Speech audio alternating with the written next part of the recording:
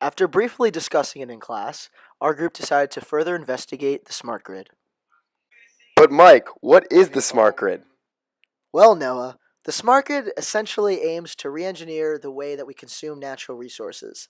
It is a proposal for a new electronic grid that uses real time energy costs to decrease power outages, optimize energy usages, and lower power bills for the consumer.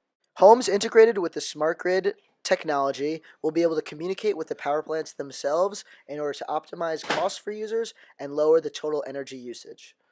The smart grid will also be able to integrate renewable energy into the system. So, this way, consumers will actually be able to sell their unused energy to other people using the grid. So, Mike, what's the point of all of this? The current system we're using is over 100 years old. It is outdated and inefficient and leads to much waste. Can you think of anything else you use today that was still being used 100 years ago? Huh, I never really thought about it that way before. Yeah, the grid actually uses a two-way communication system to optimize energy flows, meaning that energy is going to where it needs to be, when it needs to be there, and that's it. Wow, sounds really cool, Mike. But how does it work?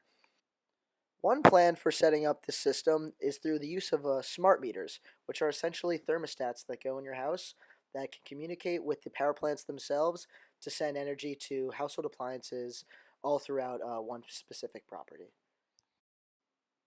An example of this smart meter can be seen here. The US currently has 142 million energy customers utilizing 4.2 trillion kilowatt hours a year, and these numbers are actually rising. So, saving even 1% of energy is actually a very significant amount. The more information these utility companies can gather on individuals and energy usage patterns, the better the system can operate and the more money that it can save people. So, how does this relate to the computational methods we've been using in class? The smart grid's main link to computational sustainability is the desire to reduce energy costs by finding the shortest path from the power plant to the smart buildings within the grid, otherwise known as the traveling salesman problem. Although this problem is more complex than what we've done in class, at the end of the day it's still pretty similar. The utility plants and houses represent nodes, and the directional flows represent the energy that is flowing between them.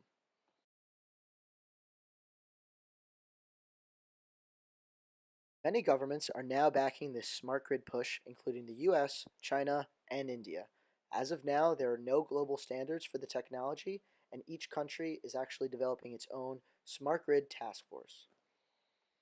Still, there are organizations that help create roadmaps and other materials to support the development of the technology, such as the International Energy Agency, the International Smart Grid Action Network, and the International Electromechanical Commission.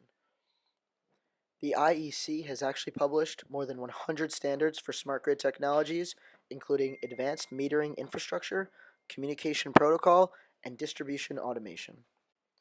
Though it will take time to implement these systems, developing them opens a vast amount of doors for sustainability solutions that work towards combating climate change.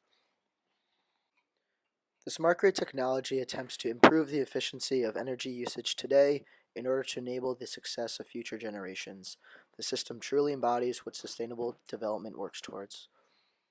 Wow, Mike, thank you for explaining the smart grid to me. And thank you to everyone for viewing our project.